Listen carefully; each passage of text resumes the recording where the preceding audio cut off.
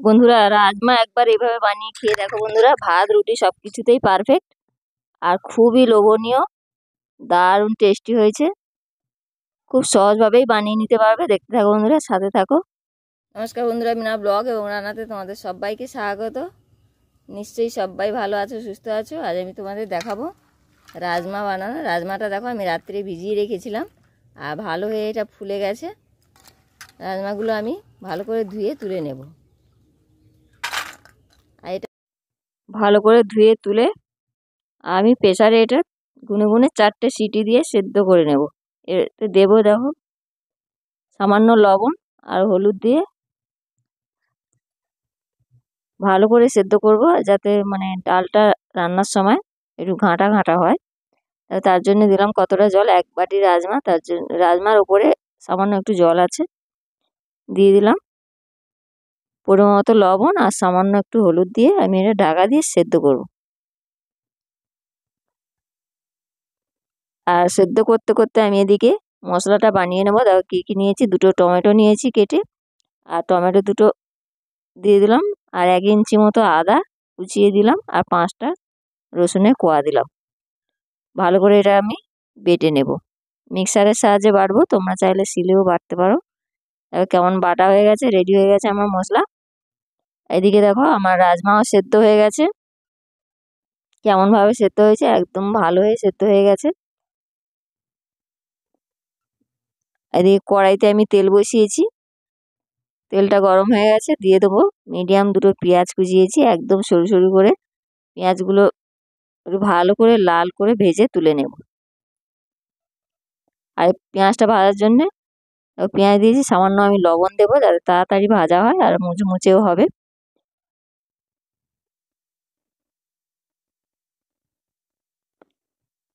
Video ভালো লাগলে like comment share করতে ভুলো না বন্ধুরা। পাশে থেকো, চ্যানেলে নতুন হলে সাবস্ক্রাইব করো। তো পেঁয়াজটা আমার একদম ভাজা হয়ে গেছে, মুচমুচে হয়ে। আমি এটা তুলে নেব। একদম জোরজোরে এভাবে একবার রাজমা বানিয়ে খেয়ে দেখো বন্ধুরা, মুখে লেগে থাকবে, বারবার খাবে। দেখো কীভাবে পেঁয়াজগুলো আমি একদম লাল করে মুচমুচে করে ভেজে তুলে নিয়েছি। ওই তেলের মধ্যেই দেব দেখো গরম মশলা। আমি গোটা এলাচগুলো ফাটিয়ে নিয়েছি, 4টে লং নিয়েছি, আর দারচিনি নিয়েছি, তেজপাতা নিয়েছি। দিয়ে দিলাম তেজপাতা আর গরম মশলা। তেলে দিয়ে একটু ভাজা হলেই আমি দিয়ে দেবো এর মধ্যে বেটে রাখা মশলা। দেখো ভাজা গরম মশলা তেজপাতা আমার ভাজা হয়ে গেছে।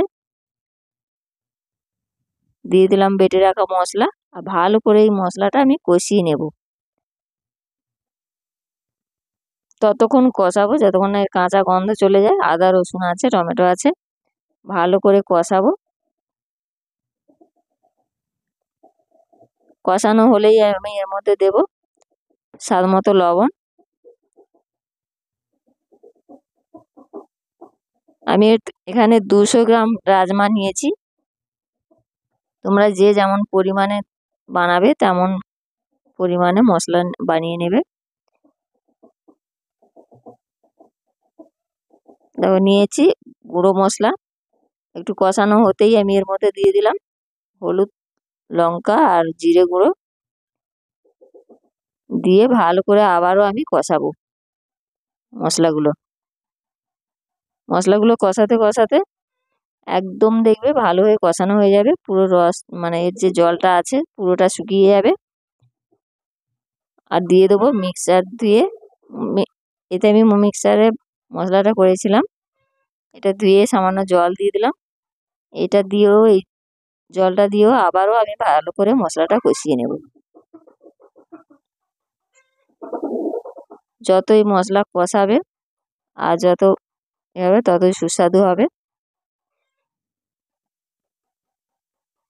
দেখো কেমন কষানো হয়েছে। একদম যে জলটা দিয়েছিলাম ওটাও একদম শুকনো শুকনো হয়ে আসবে। তখনই আমি দেবো এর মধ্যে আমার সেদ্ধ করে রাখা রাজমা। দেখ কেমন কষানো হয়েছে মশলা, তেল ছেড়ে গেছে। দিয়ে দিলাম রাজমা। রাজমাগুলো দিয়ে ভালো করে নাড়িয়ে চাড়িয়ে আর আমি এর মধ্যে 1 বাটি জল দেব।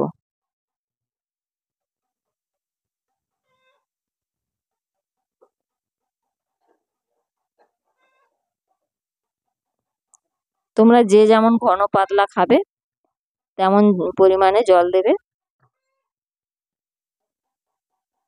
আমি এর মধ্যে 1 বাটি জলটা দেওয়া তোমাদের দেখালাম না। 1 বাটি জল দিয়ে আমি ঢাকা দিয়েছি, 10 মিনিট মতো ঢাকা দিয়ে রাখলাম।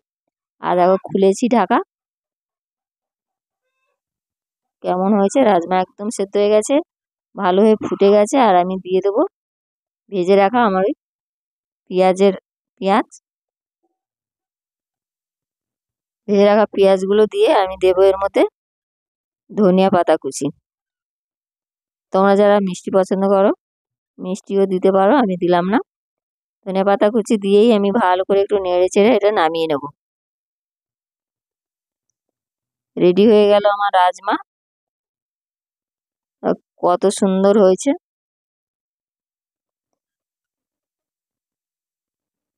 একদম জিভে জল চলে আসবে, আর একবার বানিয়ে খেলে বারবার খাবে বন্ধুরা। দারুণ সুস্বাদু এই রাজমা, আর খুব সহজভাবেই আমি তোমাদের দেখালাম। রাজমা আমার রেডি, আমি নামিয়ে নিলাম। আর কেমন হয়েছে ঢেলে নিলাম আমি রাজমাটা। ভিডিও শেষ করছি বন্ধুরা, সবাই ভালো থেকো, সুস্থ থেকো, পাশে থেকো।